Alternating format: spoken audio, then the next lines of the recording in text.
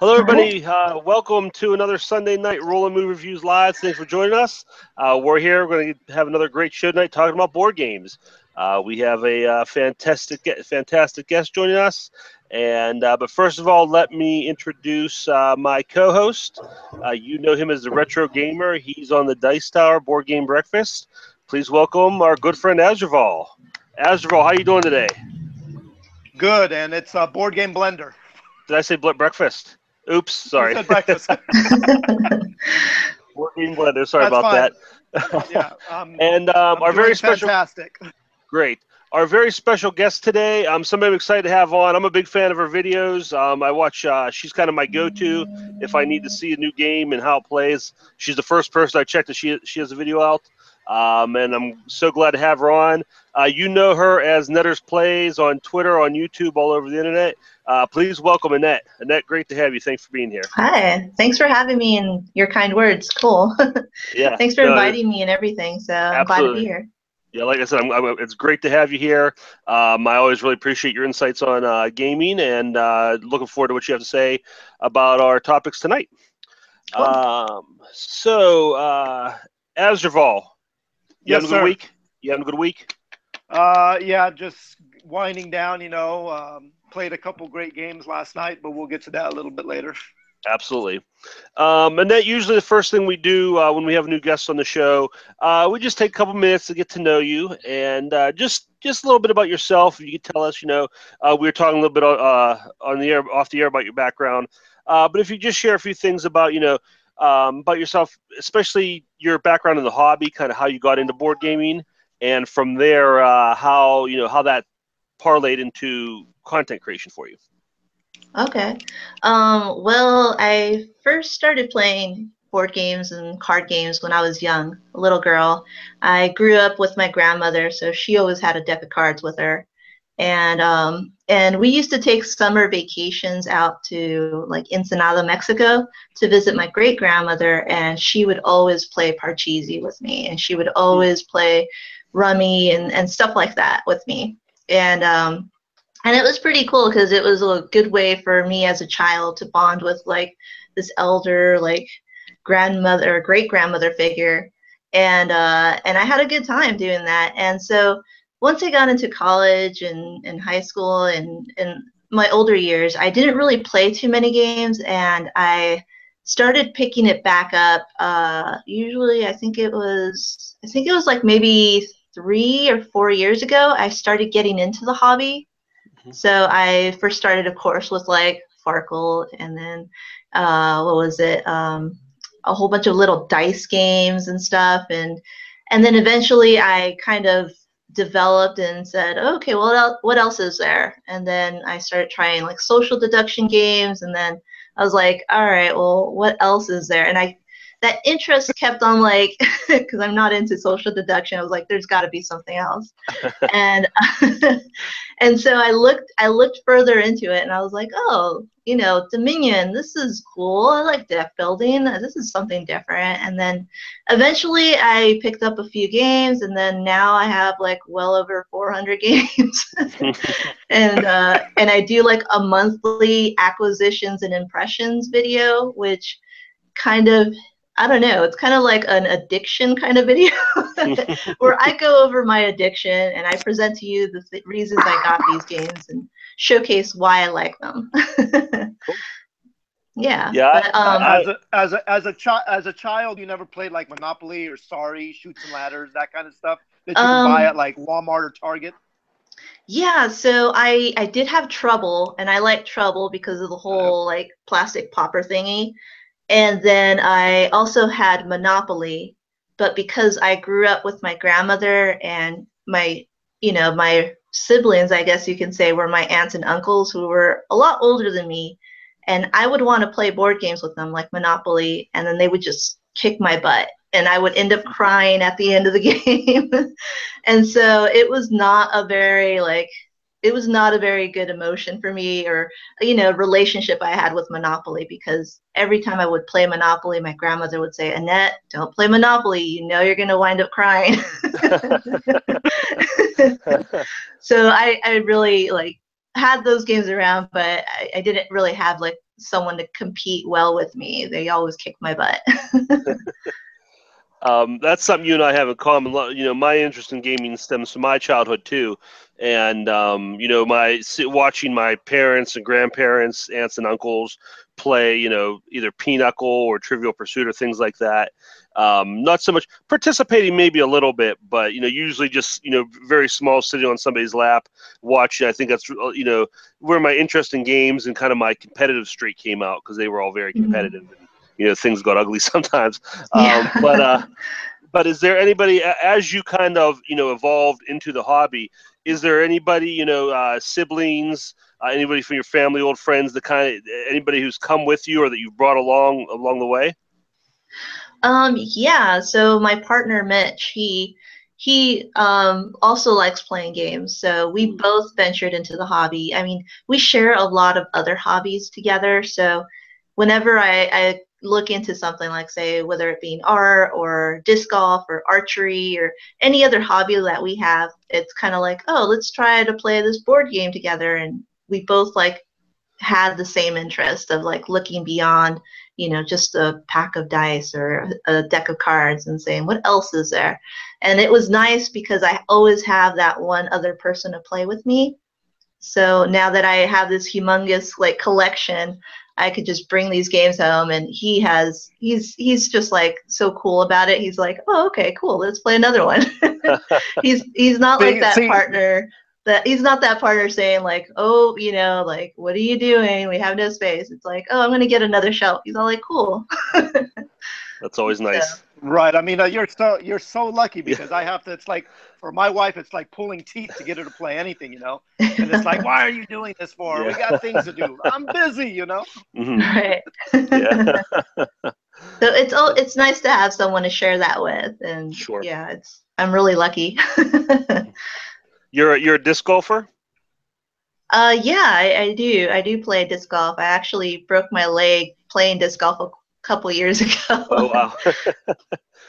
Yes, I do play. What's the disc golf scene like in San Francisco? You guys got a lot of good courses? Yeah, so there's a Golden Gate Park disc golf course. It's 18 holes or 18 baskets.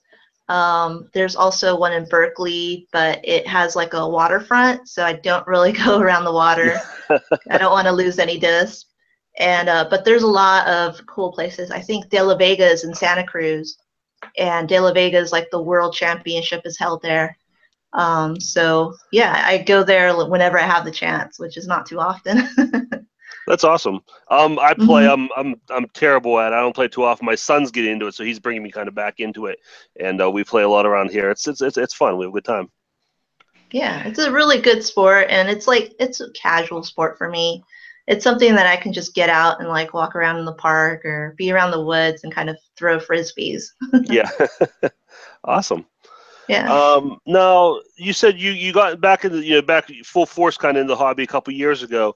At what point did you decide, or maybe it was suggested to you that you wanted to do create some content, make some videos?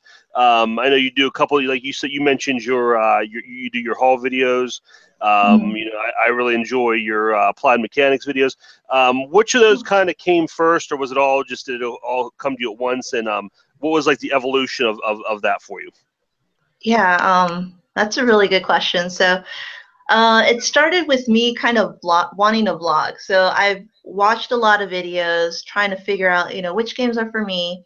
And one of the first games that I was really interested in was Race for the Galaxy. And then Roll for the Galaxy came out around that time. And I wanted to do like a comparison video because I didn't see anything out there for that. And so I was acquiring a lot of games, and I decided, okay, I'm going to make a vlog about, me just going over my games. Instead of an unboxing, it's just my monthly games. And I didn't see anyone else doing it. Mm-hmm. So I just picked it up, and I've been doing that well over a year. I think almost a year and a half now. So yeah, I just started doing my acquisitions and impressions every month, and I haven't missed a month yet. And it's something to keep me just kind of like go over my stuff for my own self, kind of just vlog about it. And then after that, I started meeting more people online. I got into the Instagamers network, which is all through Instagram. And that's another field that I kind of like ventured into social media. It's not just videos, but I was also taking pictures of all the games I was playing and posting them on Instagram. And then that's where I met a lot of people in Instagram too. Mm-hmm. And so we did the Instagamers network and kind of, collaborated with a lot of other people. And then and that's where I met like the Board Game Renegade, Jeremiah. I also met like Mandy through that too, and Instagram. I met a lot of great people through there and kind of worked with them. And so we do bi-monthly videos. Mm-hmm. And then we also I also went into Meeples Included, and this has been over a year ago too. Mm-hmm. Which is another collaboration I work with another great set of people, and like Maggie and Suzanne and Nicole. And we all are pretty much like a part of this group, which is kind of just full force, like showcasing inclusivity in the board gaming community. And whether it be in videos or vlogs or podcasts or, just being present online, Twitter, and just kind of making whoever feels like they're not a part of something, making it aware that, you can be a part of something here. Mm-hmm. So Meeple's included too. Yeah. Very cool. Very cool. That's awesome. How about the Dice Tower? How did you get involved with the Dice Tower? So that's fairly recent, and it kind of evolved, and then I started meeting more and more people. I saw the call out from Tom at Board Game Breakfast, and I always watch Board Game Breakfast. It's like my Monday routine. And while I'm at work, I'll do my lunch period thing, and then I drive a lot of shuttles between hospitals too. So I always listen to Board Game Breakfast or other videos. And I heard the call out, and I was like, okay, well, I'm gonna get a hold of Tom, and he said, sure, present a 2-minute video, and we'll go ahead and post it. So I never stop posting. I just continue on with a 2-minute video every week. Very cool. Yeah, that's where I came across my applied mechanics idea. Sure. Mm-hmm. Now, going back to your acquisition videos, do you find yourself now kind of being an influencer, and you have people saying to you like, oh, you know what, I was thinking about that game and I saw you bought it, and you talked about it, and so that made me want to buy it. What have you had that experience, and what's that been like for you?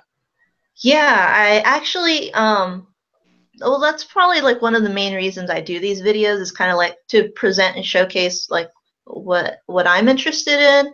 And also, a lot of the games that I pick up aren't some of the newer games. There are a lot of the older games, and games that I've heard about and I'm kind of interested in. I got good deals on, and then some people have never heard of these games, and they're curious. And I get a lot of comments about it, and just asking questions like, I never heard of this game. It sounds so cool. It's funny, or it's something interesting and unique. And thanks for bringing it up and stuff. But or other people also inform me, hey, have you tried this game because it's sort of like this one? And so then I look into it and research it some more. So it kind of works both ways with people commenting. Cool. That's awesome. Yeah, how about the fame factor? Have you been recognized on the street?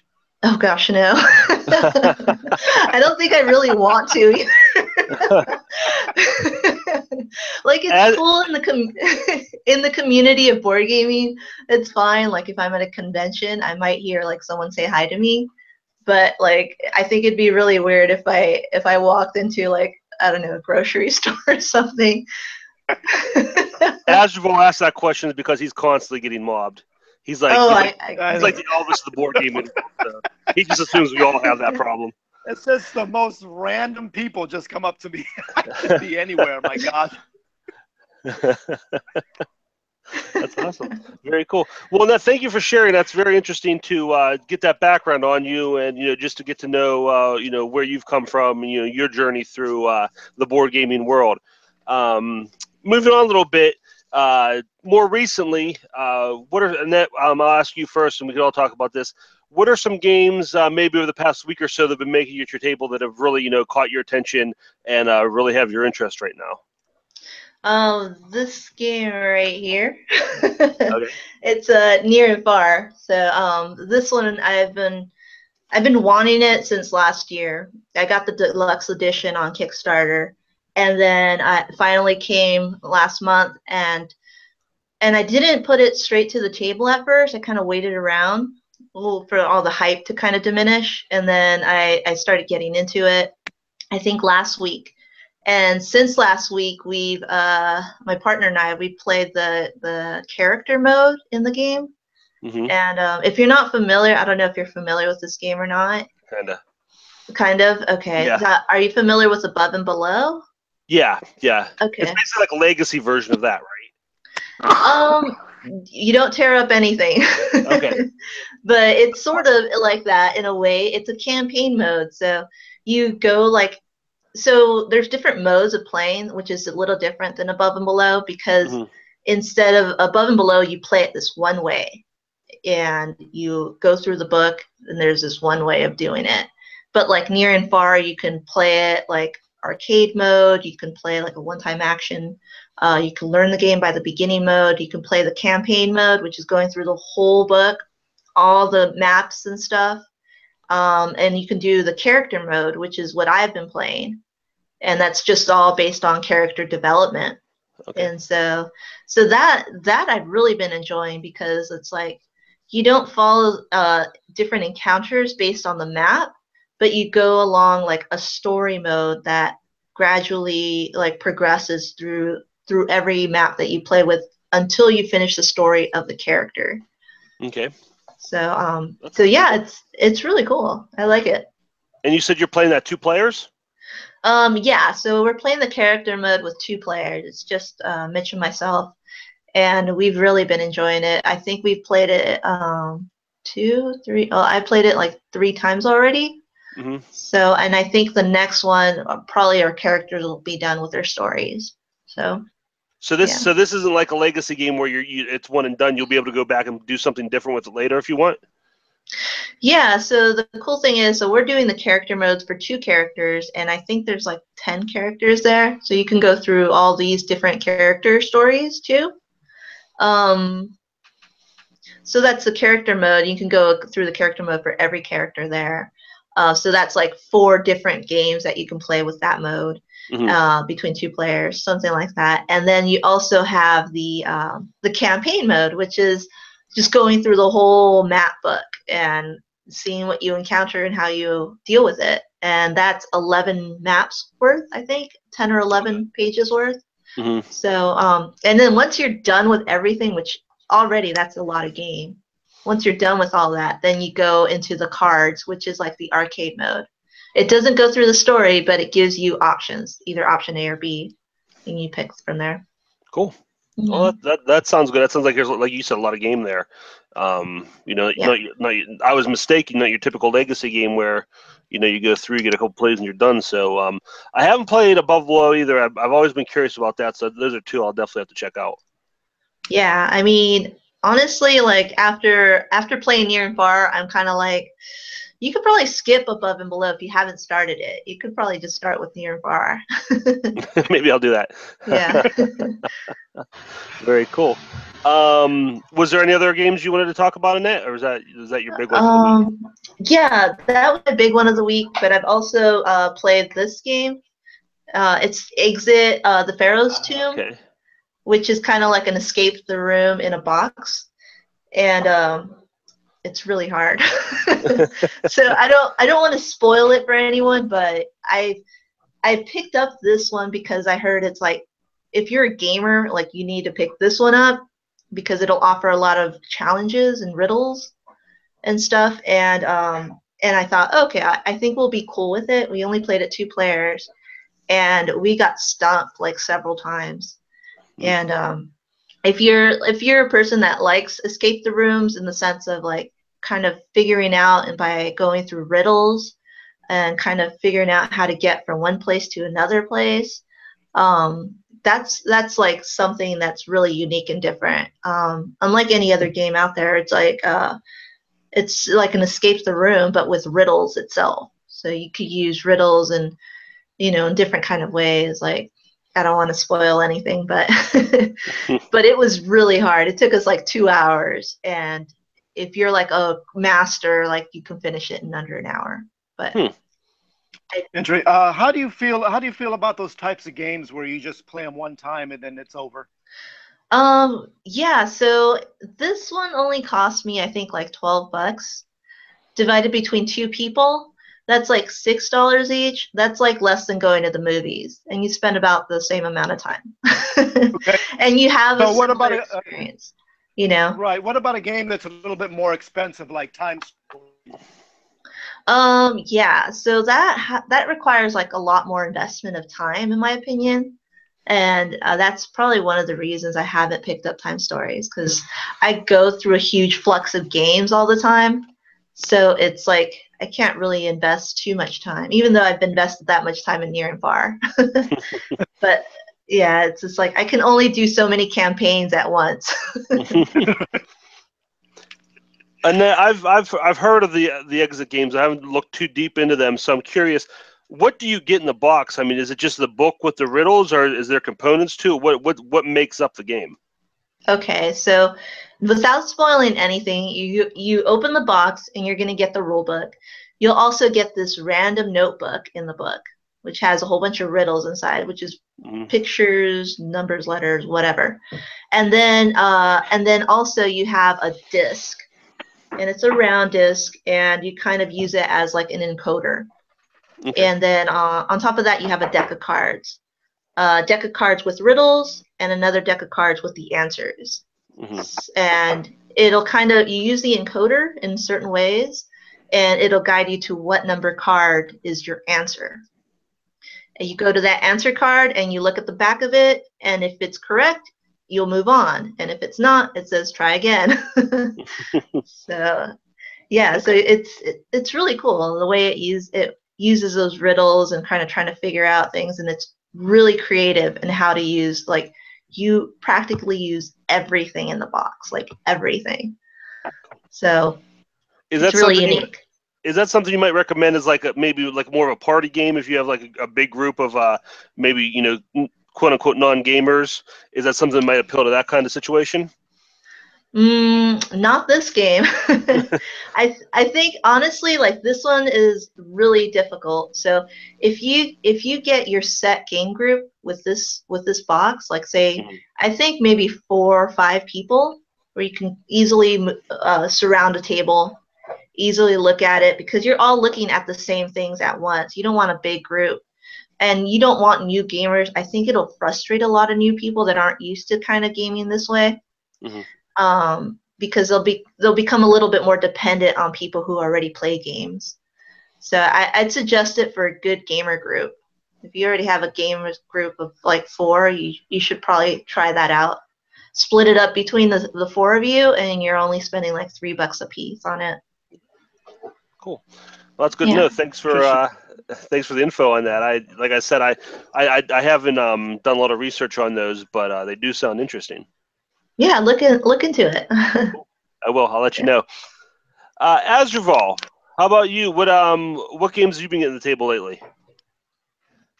I whipped out Elder Sign again because I just got the Omens of the Deep expansion. So I've been going through that or enjoying that. And last night I played Salvation Road with people that I got to my game group a little bit late last night. It was already like 9 o'clock, and they've been playing already for a couple hours, and they just wanted a game to kind of wind down. And I said, well, let's play Salvation Road, which didn't wind them down at all because it was just so tension filled. We ended up losing at the very end. The last couple of cards we lost.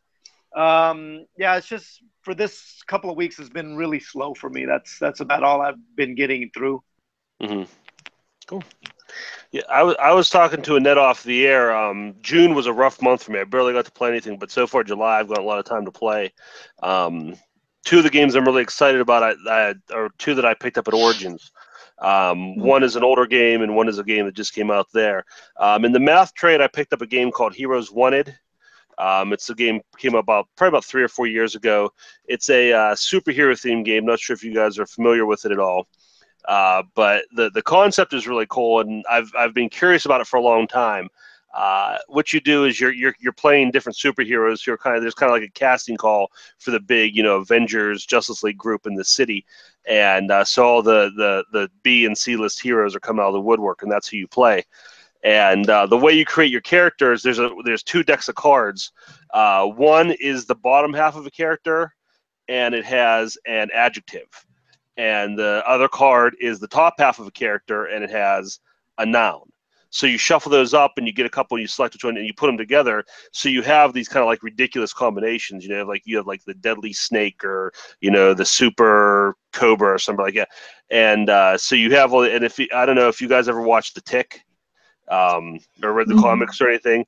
Very similar to that. You get these really just silly, goofy superhero characters that you're playing as. And then the game itself is you are kind of going on audition missions for the team. So the situations are ridiculous. The first scenario is the villain is littering and jaywalking, and you're trying to prevent him from doing that. And so it's just kind of like a silly thing. And you create the villains the same way with the 2 cards, so you always have some silly combination. And it creates a real fun just like a spoof of comic books. And the setup and the theme is cool. The game and honestly the game itself is why the reason it took me so long, because I wasn't sure if there was enough game there. But it's enjoyable. It's a fun little just kind of you're on the board, and like it's scenario based, so you're always playing a different scenario, trying to stop the villains, fight as henchmen. You can fight each other. So that was I liked that one. My group really liked it, so I've gotten a couple plays into that. The other game was Arena for the Gods, which we talked about last week, Asdruval. I picked this up at Origins, demoed it there, got the first chance to play it. In this game, you are I thought originally you were playing as gods from different pantheons, but actually I read the rule book. You are the champions of those gods. You're humans that they've selected to represent them in this big battle. So you play all these really cool looking characters from different, you have Egyptians, you have Aztecs, you have the Greeks, and you start the game off with an auction. You get your weapon, you get your mount, a spell, some armor, and you have to bet your life points. Or wager your life points, I should say. That's your currency. So you start off, and you have to decide how bad you want these different things you can pick up, and then you just go and fight. And very head on, everybody just shooting at each other. One person gets knocked out, then the person who has the most health left wins. So it's kind of a quick game, fun little combat game. It's from Yellow, and it has a lot of King of Tokyo elements. So that was a lot of fun. Those are 2 games that I was really excited to get to the table these past couple weeks. Cool. And that is like gameplay is through cards or dice rolling? It's combat?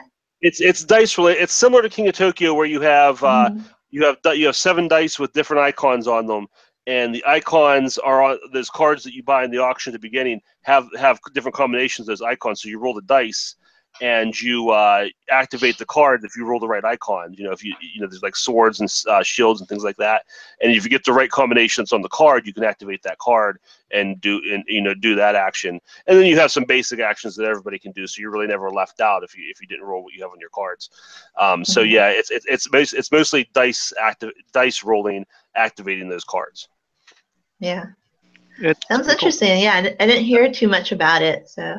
Yeah, it's like I said, it has a real. It's very different from King of Tokyo, but it has enough little similarities where you kind of get that same vibe. If you like King of Tokyo, this might be. I'm kind of saying it's like the next step in the evolution of that mechanic, because it's not so much the Yahtzee thing where the dice do the same thing for everybody. You have to decide how it's going to impact your character with what you have available to you. Yeah. I like the auction portion to it too. Yeah, it's cool because you have all the cards, everything, the weapons and your mounts, everything. They're all different, like mythological things. Like you have Thor's hammer and Zeus's lightning. So you might be like an Aztec warrior with Zeus's lightning, and like a Hindu mount, from a mount from Hindu mythology or something like that. So it's a really cool mashup. Wow, that's different. Yeah. And of course, like I said, Yellow, so the artwork's fantastic. Everything looks really cool. Cool. Oh, and Asdruval too. The one thing I want to let you know is you were talking about the Steam Park episode of Tabletop and how you Tabletop, yeah. and how you got the game to the table. I watched that, and then the next day I went and ordered Steam Park because you were right, dude. They had so much fun playing that game. So I was like, wow, this looks fantastic. So I went and bought that. So I think that's coming in tomorrow for me. So I'll have that. That's something I'm looking forward to play with my family. It's a really cool game. I really liked it. Yeah, cool. All right. Well, some of the games we talked about are games that may come up in that for me definitely are going to come up in our conversation here because our main topic today is the age-old debate that goes on for between gamers forever, and that is theme versus mechanics. You hear everybody argue about it. Which is more important, what really makes the game. And Annette, I really was looking forward to having you on and getting your input on this because one of the things I like about your applied mechanics videos is how you kind of talk about that integration of the mechanics with the theme. So just want to talk about that. I guess with first thing, we can just put all our cards on the table. What we could talk about what side we come down on, and then we can either debate that or just congratulate each other for being right. Either way. But Annette, I'll start with you and put you on the spot. Well, no, Asdruval, I'll start with you because I think I know which way you're leaning, but I have a guess. But I'll ask you when it comes down to it. Are you a theme guy or a mechanics guy? I'm definitely a theme guy. I want to when I play a board game, I want to feel that I'm, everybody has a lot of worries, in their life, and that's one of the primary reasons why I play board games is because for that 1 hour, I'm jettisoned off to someplace else. I'm somebody else trying to do something else. So for me, it's all about the theme. Mm-hmm. And then how about you? I like escapism too, but I think I see it in a different kind of way because I like to figure things out. Like I like puzzles and riddles and stuff, but I'm not a confrontational person too much. I'm more of a passive aggressive. So I think that's why I kind of like these more mechanical games because I like to figure them out and try to figure out how to do them better than other people. But that's why I'm more prone to liking games with really good mechanics, something unique and different, because I'm like, oh, wow, that worked really weird. And how do I do this again? And how do I do it better next time? So I find interest in that. I hear you.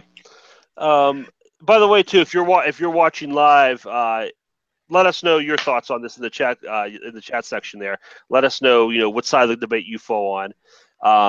But for me, I think I'm with you, Asdruval. If anybody watched the top 50 games of all time that Asdruval and I did together last year, and you look at my top 10, top 20, I'm definitely a theme guy, with a pretty strong caveat that it has to be a playable game. I'm not going to play, Star Wars Monopoly because I love Star Wars so much. There has to be some kind of game there that I can sink my teeth into. But some of my favorite games are games that are very heavy in theme. And, people say to me like, oh, this game has that wrong with it, or this game you have to do this, and I hate this part of that game.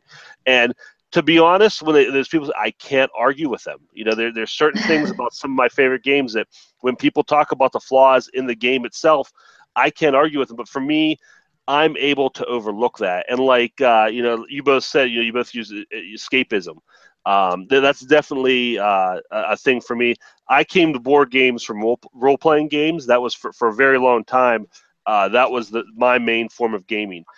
So, really that, kind of diving into another world and, taking on a different character and different experiences, that was really my motivation for gaming.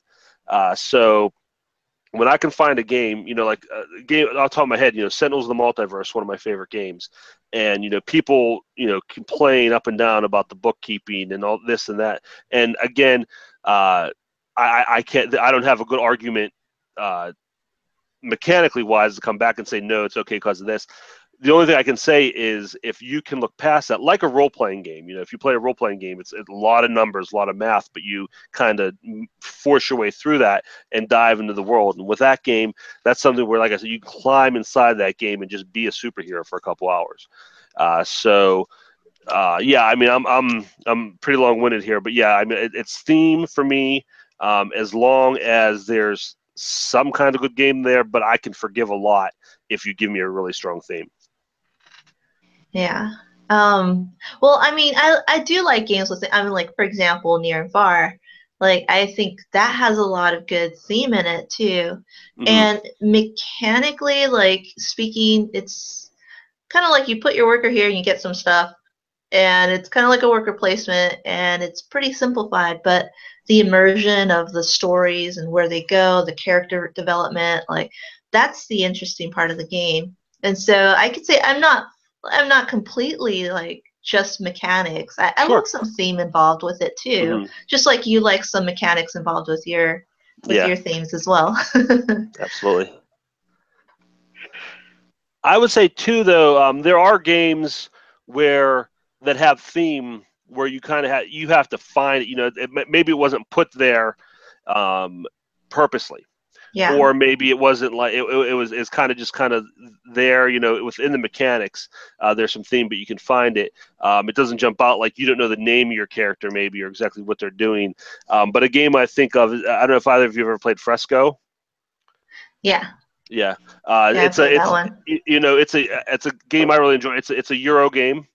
It's worker placement. You're moving through and you're collecting resources, and it's a very standard Euro. But the fact that if you look at it from a certain perspective, the fact that first player is decided by who wakes their workers up earliest in the morning, and you go through their day, and you kind of experience. They wake up, and if you wake them up too early, they get a lot more work done, but they're in a bad mood. Right. And you get there, and they get the best selection. The guys who wake up later don't have as much selection when they go shopping, but they feel a lot better. And you kind of go through their whole day, from morning to night, and you see what they're going through, and you find that theme in that game. And I think that's pretty cool when you can kind of dig in and get a theme in a game that really maybe wasn't necessarily meant to be there, or wasn't the focal point of that game. Yeah, it's really like hard to find some themes in some of these more dry games, but that's a good example because it kind of tries to apply some sort of theme with it.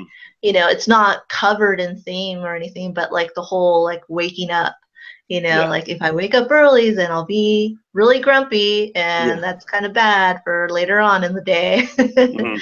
And I kind of like applying that kind of idea to it. I mean, it makes sort of sense when you're doing that, but then eventually, like, you forget it, and you're not thinking about, oh, my character is grumpy or my character is, happy. Yeah. It's more or less like, all right, I really want to get this stuff. I need to start first. Yeah, absolutely. But yeah, it's kind of like some of these drier games, like they try to apply some kind of theme to it, but yeah, it's kind of hard too. But the flip side of that too, you'll find some games sometimes that are very heavily thematic, but the same thing ends up happening because for whatever reason, maybe it's because the mechanics don't mesh so well with the theme, where you start out playing a character and you're very concerned about going, but then it just becomes, okay, I take my turn and I do this, and you kind of forget about forget about the character just because the game overtakes it, or the game doesn't do enough to suck you in. And going back to one of the games I talked about earlier, that Heroes Wanted game, I talk a lot about superhero games because they were like superhero games. But that game is at the beginning when you're creating your character, it's really cool. But the one downside was that once you get into the game, you're moving your meeple around the board and you're doing things, and you don't necessarily feel like that character the whole time. And I think that's very important with those thematic games. If that's what they're going for, if that's really the bread and butter of the game is the theme, you need to have that come through, from beginning to end. Yeah, definitely. Yeah. What about like you as a thematic gamer? Do you think you are also play abstract games, like games where it's just mechanics? Go ahead, Asdruval. Oh, go ahead, Kirk. Okay, Yeah, I'll start first. Yeah. I mean, I've played abstracts before. Those tend not to be my forte or my most favorite games, but I really try to shy away from abstracts. But like I said before, I have dabbled in before, and I think that sometimes that's the only way I can get certain people to play is if it doesn't have like, oh, you're a dungeon guy or you're a fighter, a thief, a dwarf, or whatever. It's just nothing, you know. It's just a couple of pieces, and you just go for it. It just depends on who I'm playing with, also. But you know, I tend to shy away from it. I'm not going to go buy an abstract game. It's just what it comes down to. Mm-hmm. Yeah, I'll play abstracts. They're not my favorite, but I from more or less I consider myself an omni gamer. I'll play pretty much anything, and if you're willing to sit down at a table with me and play a game, 9 times out of 10, there's a very few games that I'll say no, I'm not going to play with you. If you're willing to play the game, we'll play what you want to play. But as like my wife really loves Splendor. That's one of her favorites. Not a lot of theme in that game. But I enjoy it. I like it. And, you know, if you know, I've told this Asdruval before where, you know, I asked my wife, "Do you want to play a game?" It's like, "No, I'm not interested." "Do you want to play Splendor?" "Well, yeah, maybe we can play Splendor." So, and I'm not going to turn that opportunity down. So, I'll play that. Lanterns is another one we play a lot. Not a lot of theme there, but, you know, my family, I can play that with my kids and stuff, and, you know, everybody enjoys that. So I have no problem with it. Element is a new one. I demoed that at Origins. I've played it a couple times since. I really like that. So yeah, I mean, I can appreciate good mechanics, and if that's all the game has to offer, especially if it's a quicker game, and most abstract games don't take up a whole lot of time. So a lot of times that's a good introduction. You know, Santorini's another one that I've played a couple times and I've enjoyed. So yeah, I mean, I can do abstracts. I'm not. I'm never going to be the guy that like dedicates himself to that and becomes the expert.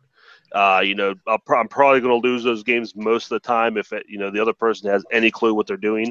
But I can enjoy it for the experience, sure. Right, and another thing that just came into my mind is you can get most non-gamers to play an abstract because I think they feel that it's less nerdy.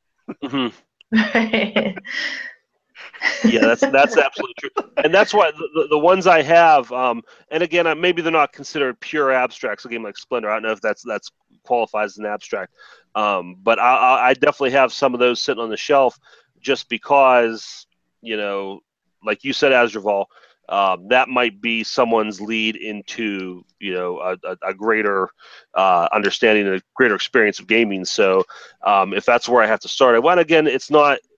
I'm trying to think if there's any abstract games I really dislike, and I've played that I don't think there are. I can appreciate them for what they are, for sure. Yeah. No, I mean, usually those are the games that stick around. They're the ones that kind of stand like through the test of time, like chess or you know, backgammon.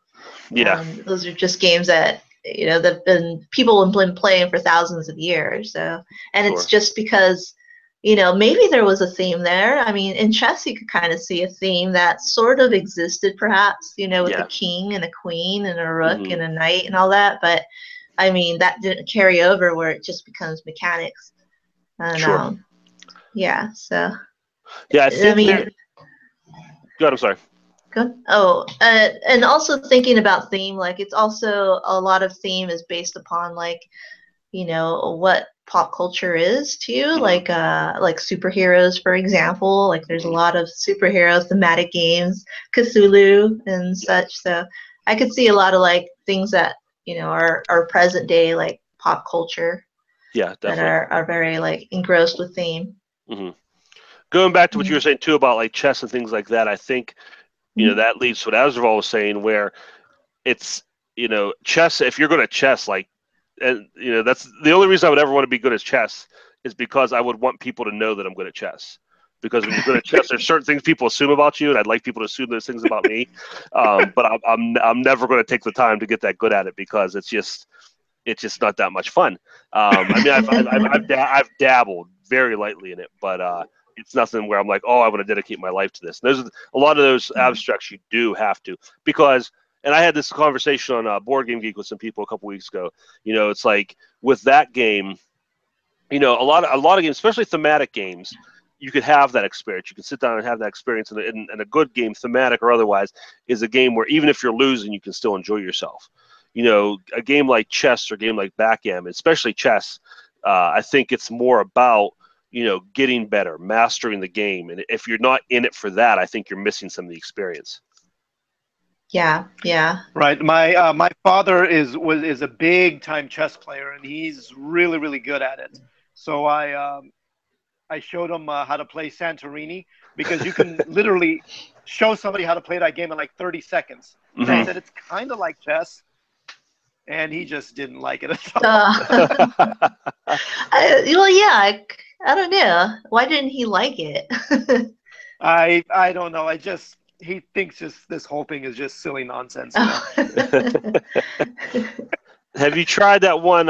What's the 2-player on Amada? Onitama? Yeah. Have you tried that one with him, Asdruval? I have not tried that one. Oh yeah, no. I could see him liking that one. Also, there's another one, Tack. Yeah. Yeah. Tack is another one that he. Well, I don't know if he'll enjoy it or not, but I don't know. Yeah, Tack is pretty interesting. It kind of has a weird little like mechanism, kind of not chess-like, but it has like a certain pattern of building blocks and moving blocks too. So I could see him liking that one. The only problem is that it's pretty expensive. Right. And, you know, my father's 80 years old, so he really doesn't, he's kind of set in his ways. Yeah. No, just play chess with him. It's hard to teach him anything new, you know. It doesn't matter what it is, you know. It's really hard to teach him anything new. Yeah. Well, I taught my grandmother Cottage Garden, and she liked it. Yeah, I told her, I was like, this is like Tetris, Grandma. She's like in her 70s. I mean, I shouldn't say that, but but she enjoyed it, and I was like, yeah, there's like cats, and there's, you know, it's just like Tetris. You'll like it. It's like gardening.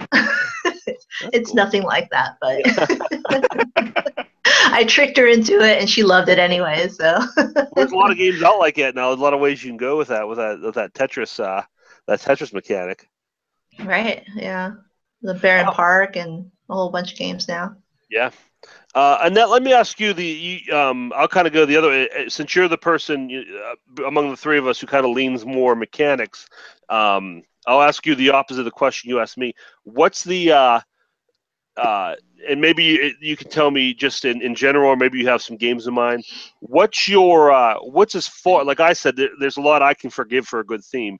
What's as far as you can go? Like, what's your breaking point?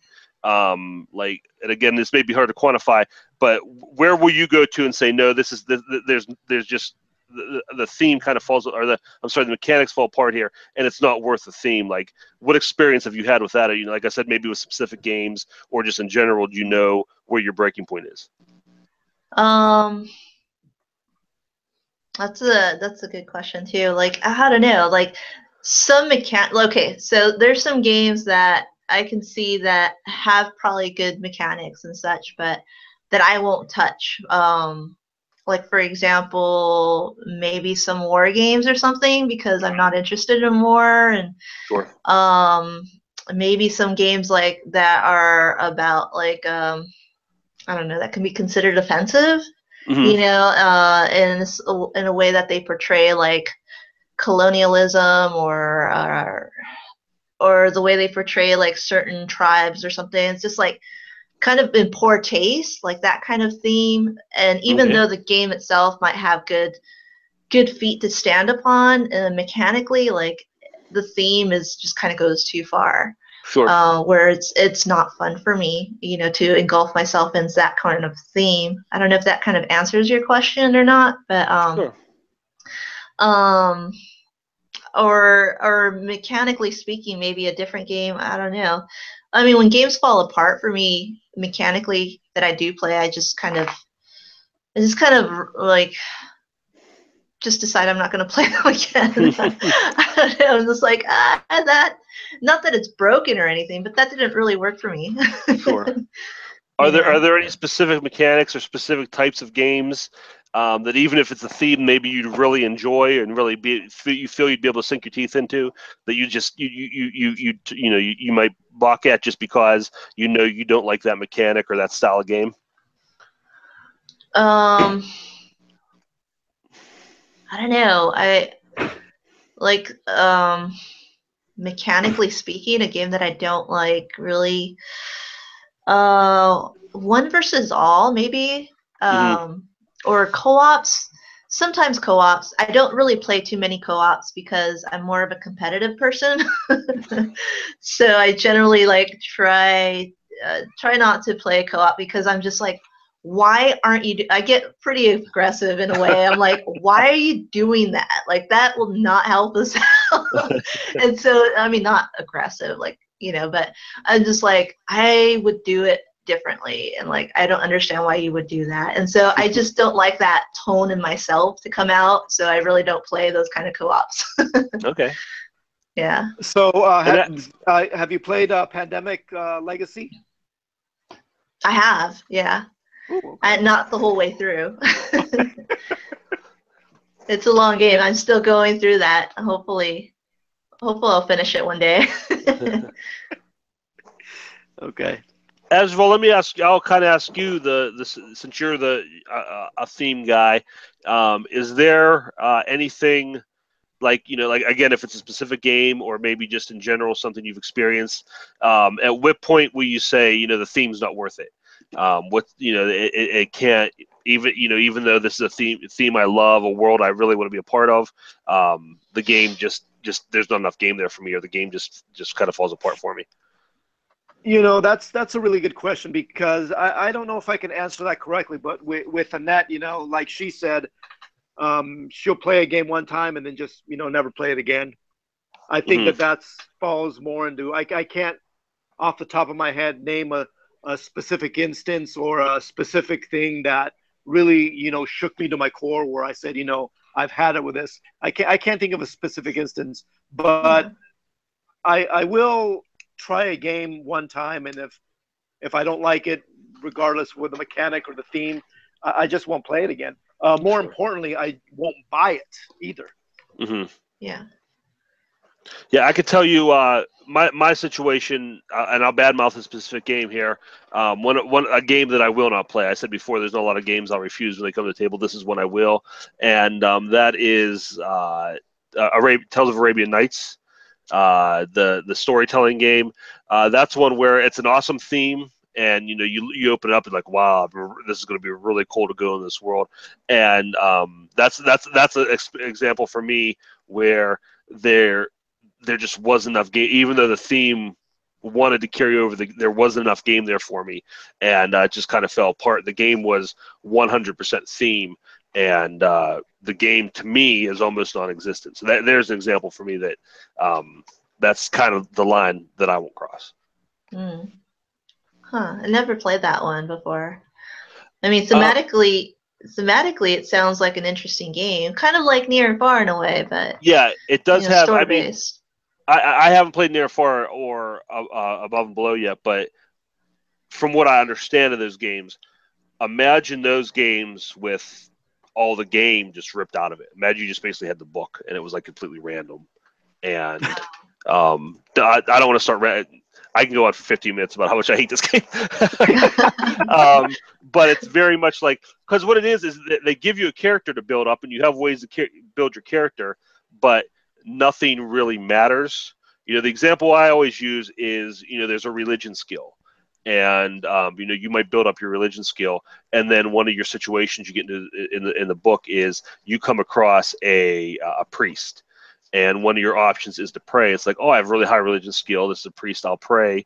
And so you use your prayer, you use your religion skill, and you pray. And it turns out the priest was a demon in disguise, and your prayers offend him, and he attacks you, and you lose all these health points. And now you don't have an arm or something like that. And you have to go through the game again. So it's completely random, and like I said, nothing you do matters because of how random it is. So yeah, again, I don't want to. I'll shut up now because if I get Yeah. started, I won't stop. But it's yeah, it's a very, and again, I don't mind randomness. I like dice games. I like a little bit of randomness, but when you give me something to build to, and then it doesn't matter, that's a problem. That's where that's a game I won't play. Yeah. Interesting. Yeah, I don't know. Mechanically speaking, I could think of maybe social deduction, like where maybe that's something that just falls flat for me. And I think it's because the game mechanics itself or the mechanisms that it uses are usually, how the group is. If you have a good group playing with you, like you can have a really awesome experience. But if you have like one bad apple in that group, you're gonna all have a really bad experience. And I've had that happen. And so I just really avoid that game or those type of games. Yeah, no, you're right. That's a great point. That's totally a. I mean, the mechanic is the people, and it's very open ended. So if you don't have, and I mean, I've had that with I play a lot of one night Ultimate Werewolf, and I like that. But it's the you get that situation where it's like okay, wake up, and everybody opens their eyes, and they just kind of stare at each other, and you're just thinking, man, this game's gonna not be very good because no one knows what to do. So, but yeah, that definitely can be a problem with that type of game. So I understand if you're somebody who's I don't want to say stickler for mechanics, but if you're somebody who really enjoys tight mechanics and expects the game to provide that for you, that's definitely not the kind of game you want to play. Right. Cool. All right, guys. Did you guys have any final thoughts? Anything you want to share on the topic? Maybe some, if you have some, and Annette, you might be the person to ask. Any games that really blend the two perfectly, that really blend theme and mechanics, and kind of that match made in heaven where you can't complain about either. Gosh. I mean, recently Near and Far has done that for me, but it's not very heavy mechanics, so as far as a good, like, big, thick, and heavy game like I like. I don't know. I'm staring at my shelf here too, as I just thought up that question off the top of my head, and now I'm trying to find an answer for it. I would say, I think Star Wars Imperial Assault for me would be a good example. It's a solid game, and the 2-player version, I forget what the term is for it, but where you play one, not the campaign, the other one. I think that's a really solid game that captures the theme well and really sucks you into the world.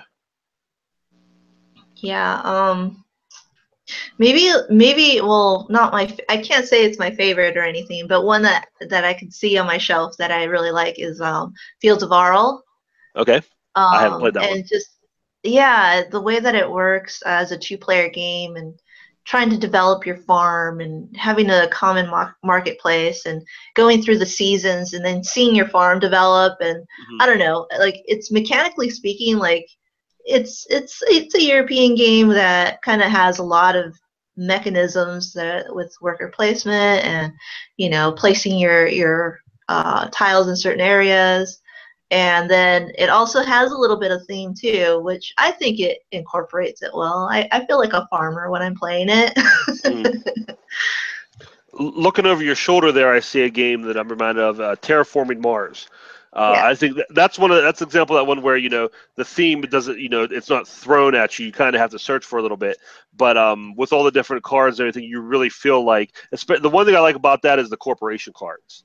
In that game, because it really adds to me. They all feel really sinister, and it reminds me of they all remind me of the corporation from Alien, the Alien movies, where like you feel like you're up to some shady stuff, and that's always in the back of my mind when I'm playing that game. Like I'm really just waiting for my chance to exploit Mars and cash in on it. And when you're playing the different event cards and the different things you can do, creating water or land, or the fort, creating plants, oxygen, you really feel like you're doing those things. I think that game really pulls that off well. Yeah, that's one of my favorite games last year. It like played really well. The engine building and You know, I always fall into the same in that game. I'm always like, yeah, like look at my plants and everything. Yeah. I get heavily involved into that, or I'll destroy people with my asteroids. That's very cool. Asdruval, anything off the top of your head? Any games that fit that for you? For me, that blend perfectly, in my opinion, is Mansions of Madness.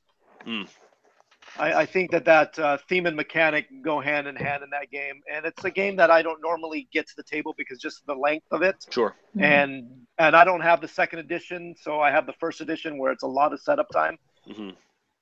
So, but yeah, I'll whip it out, you know, maybe once a year. But that's a game that off the top of my head, that blends them perfectly.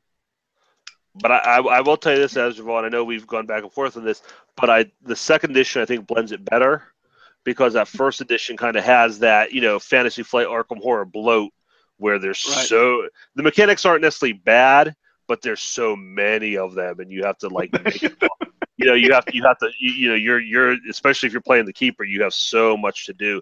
Where the app really does clean it up. So yeah, I mean, I would agree with you, but I think the new edition does it even better. Right. Cool. All right, guys. Well, I don't think we settled it here. Unfortunately, I don't think we've come to a conclusion here that everybody can agree with. Theme versus mechanics. But I think, bottom line, they're both important. There's certain games where one shines over the other. But I think for most people, or maybe some people, I shouldn't say most people, for a lot of people, I think for the three of us, it sounds like we really want to see that blend, and we want to see the two of them work, succinctly together, where it's not, we don't have to choose one or the other. We can get them both. So appreciate your guys' thoughts and input on all that, and continuing that conversation, that debate on into infinity. But we've gone a little long here, and that's okay. I've enjoyed the conversation. I'm having a good time. Yeah, me too. Thanks. I'm glad you guys are both here. Finally, the last thing we do every episode is our Stump the Chump Pop Trivia Challenge.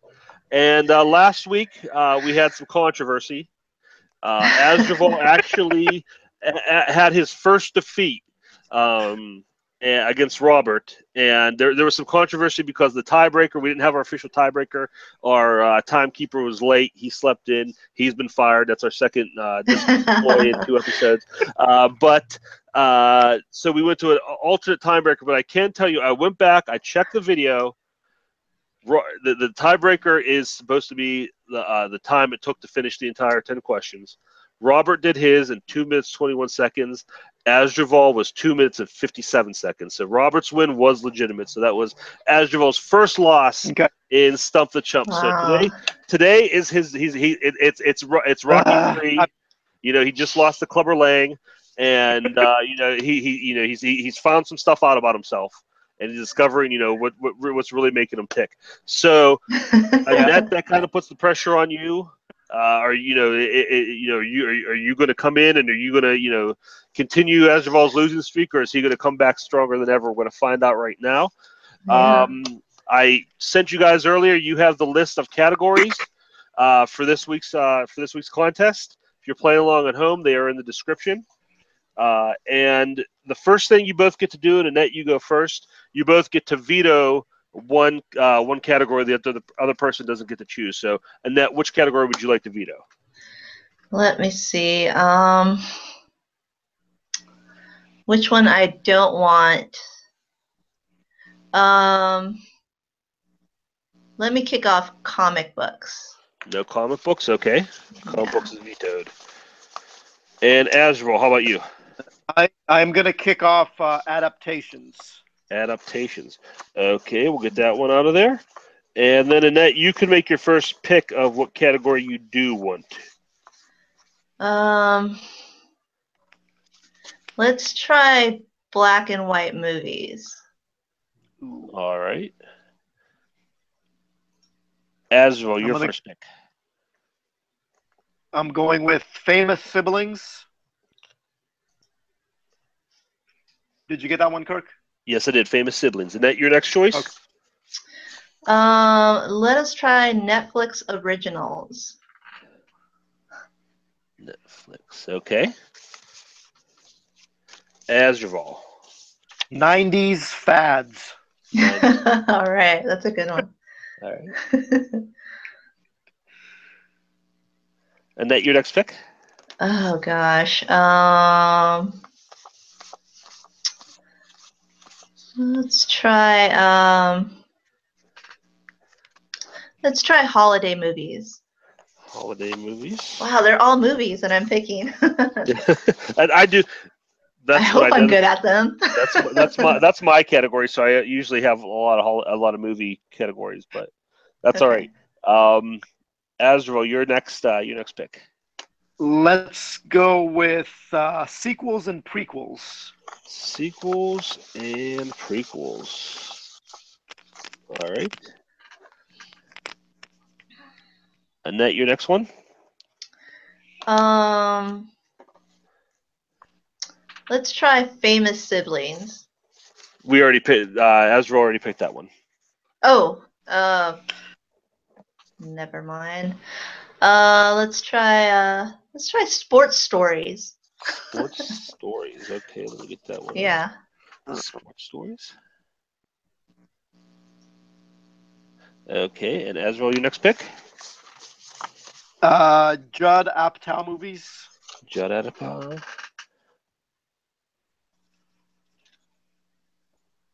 All right, and Annette, your final pick. My question is, what does imprint mean?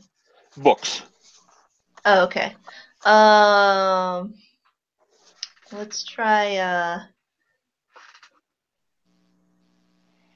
awkward moments because I'm unsure about that one. Right. Let's create some awkward moments. All right. Okay, and Asdruval, your final pick. This week in pop culture. This week in pop culture history. Okay. All right. Let me just get these organized. Asdruval, talk about something while I get these organized. I'm counting down the days of Gen Con. All right. Cannot wait. And you're going to be in the Restoration Games booth, right? The Restoration Games booth. Yes, I shall be there. Nice. Annette, So how many more days? There is 46 days. No.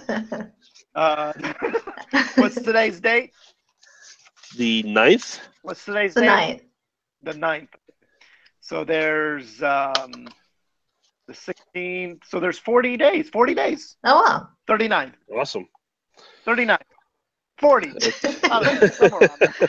39 and a half. Counting down the days in my head. 39 and a half. Yeah. Okay, Asdruval, I do have my timer here, so that won't be a problem this week. I don't think we'll use that, but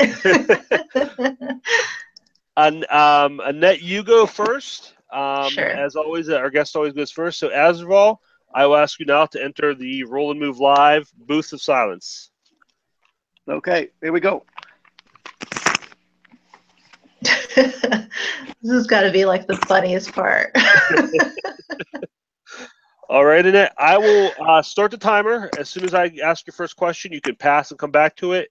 If you don't know, you don't want to even try, just say you don't know. The tiebreaker will be your time. And Okay. like I said, time will start after I ask the first question. So are you ready to begin? Sure. Okay. Your first question is the category of black and white movies. Casablanca is set during which war?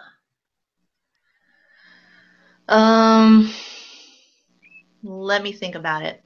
All right, we'll pass on that one. Famous siblings. What brother and sister duo had a self-titled variety show air on ABC from 1976 to 1979? What was the question again? What brother and sister duo had a self-titled variety show air on ABC from 1976 to 1979? Oh, Let me get back to that. I think I know, but I forgot the name. Okay. Netflix originals. In Glow, what does GLOW stand for? Oh gosh.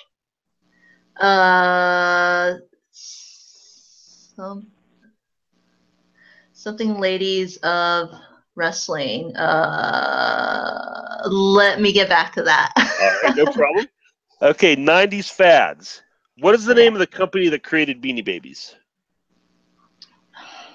Oh gosh, I don't know. All right. Okay, holiday movies. In A Christmas Story, what is built into the stock of the Red Ryder BB gun? What is built into the stock of it? Yes.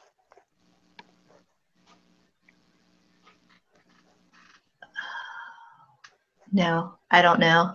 Okay. Sequels and prequels.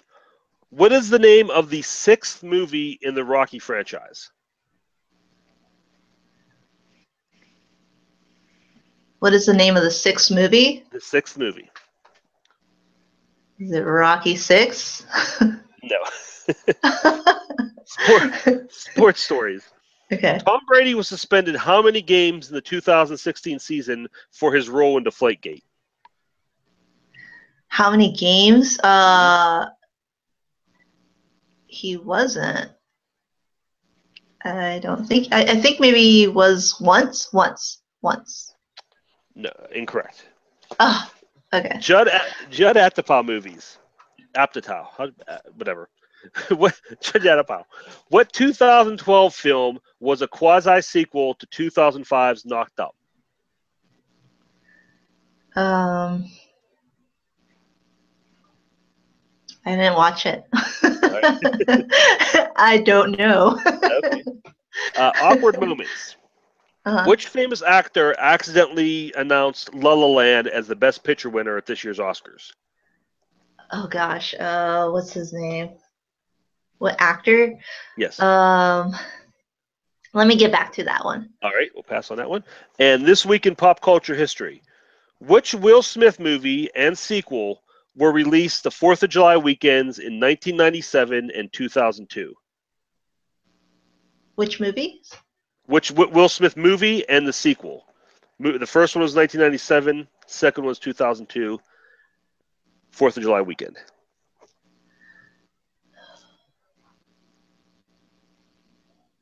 Was it Bad Boys? No. Okay, now your past categories.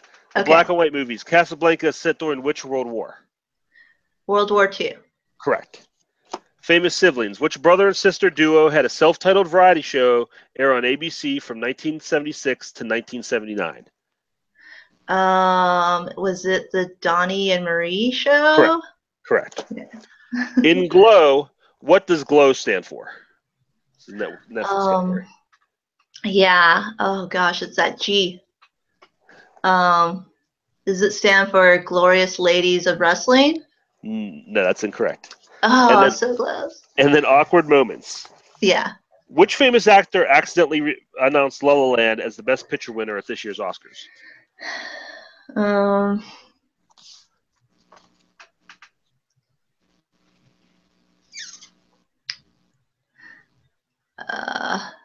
I forget. Best movie. He was an older gentleman. I know he was older, so he wasn't.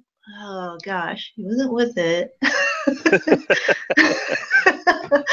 I'm gonna say Jack Nicholson. Incorrect. He looks like he would be an awkward fella. Okay, so you got 2 correct in 4 minutes and 52 seconds. Now don't feel bad because last week Asdruval lost to somebody who got 2 correct. So that's crossing my fingers. Yep. All right, so let me reset my timer here, and we'll flag Asdruval down. Mm-hmm.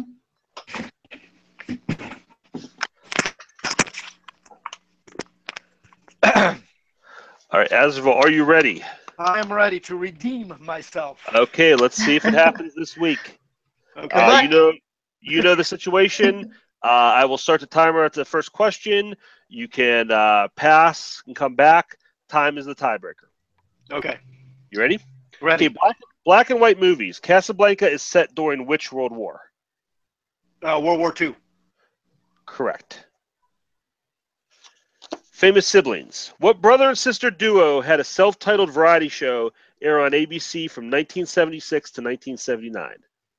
Donnie and Marie. Correct.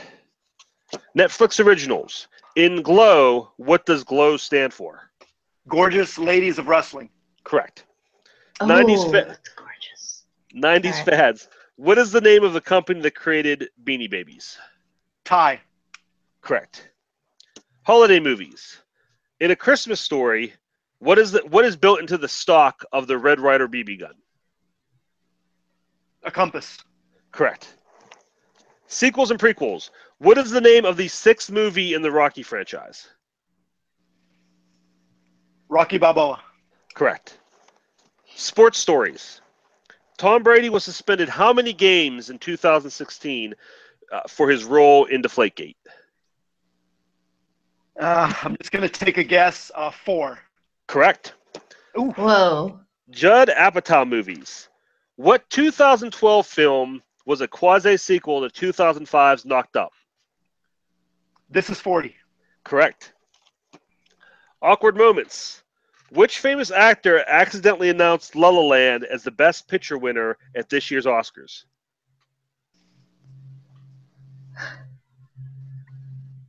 Warren Beatty. Correct. Oh. This week in pop culture history, which Will Smith movie and sequel were released on the 4th of July weekend in 1997 and 2002?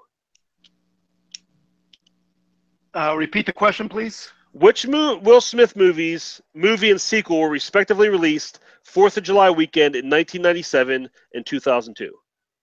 Men in Black. Correct. And ladies and gentlemen, Wow. he's returned to his old form. Asdruval goes 10%. Congratulations. What a comeback. After last performance, Annette, I'm sorry. He must have went back. He was in the gym training. He was chasing the chickens and punching the frozen meat hanging in the freezer because he obviously had something to prove here, and you were just got in the way of a buzzsaw. Annette got 2 correct. She had a decent showing, but there was just no stopping Asdruval today. No. So, I should get a bonus point for awkward moments. Because that was pretty bad for me. They're you never know how it's going to go, and then I appreciate your good sport. But Asdruval, wow, that was impressive. Were you Awesome. were you eager to redeem yourself? I was kind of embarrassed last time. It was embarrassing. I feel your embarrassment. All right, well, we'll show this to Robert. We're going to have him on again soon, and we're going to have to do something because I got a lot of people, former Stump the Chump contestants on Twitter today, kind of talking a little trash. So we may have to have some kind of event coming up here soon to bring back all our former contestants and see what they can do. So stay tuned for that. A group versus Asdruval. Yeah. We need to do like a Royal Rumble style thing where right. One man enters and we'll see who leaves. But guys, that was fun. Thank you very much. I appreciate you coming on. Again, we've run long, but that's fine. We're having a good conversation like this. I don't mind at all. So before we go, Annette, is there anything that you'd like to talk about or plug or anything you got going on that you want to let everybody know about? I want to say thank you for having me on, and then also, if you're not aware of where you can find me on Instagram, on Twitter. I'm on Facebook and YouTube, and it's all under Nettersplays. And I'm also part of the Dice Tower Board Game Breakfast on Mondays, and also I'm a part of the Instagamers Network on YouTube, and the Meeples Included as well, which is a group found on Twitter and Instagram and YouTube. And am I forgetting it? I think I do like several other chats too with like Mandy, and I also I'm just around the internet. Sure. Just look for me on Nettersplays. And my bird also has an Instagram and Twitter account. So. His name is Board Game Gizmo. Cool. All right. I do have links to some of that stuff in the description. I think I have your Twitter and your YouTube there, and then you probably find everything else through Twitter. So definitely check all that out. Check out Nettersplays and Asdruval. How about you? I know you got Gen Con coming up. Just Gen Con, come and say hi at the Restoration Games booth. That's where I'll be the majority of the time. And every other Thursday on Board Game Blender, I do the Retro Board Game Corner segment. And this coming Thursday, I'm dressed as Don Johnson from Miami Vice, so check it out. Oh, wow. Awesome. No socks. Very cool. But guys, thanks again. I really appreciate it. As well as always, thank you for being here. Annette, thank you for joining us. Hopefully we'll have you on again soon. Had a great time. Hope you had as much fun as I did, and I hope everybody has as much fun watching. Enjoyed the conversation. Leave a comment. Let us know what you thought. A lot of ideas going along today. So give your 2 cents. If you like the video, give it a thumbs up. Subscribe to the channel, and we'll see you again in a couple weeks. Thanks for watching. Yeah, Bye-bye. thanks everyone. Have a good night. Bye.